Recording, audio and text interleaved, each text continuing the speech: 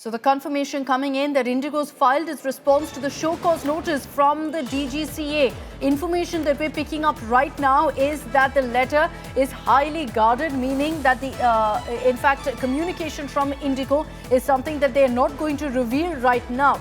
Remember that the DGCA sought details from Indigo on the flight chaos and the mess that had played out in the last few days. Amid that, Indigo's filed its response. They were to meet a deadline of 6 p.m., which they seem to have met, but sources telling us as of now the details of the letter will not be revealed at this stage. Meanwhile, we understand that there is also going to be a meeting of the DG of the DGCA and also Civil Aviation Ministry officials that could happen this evening.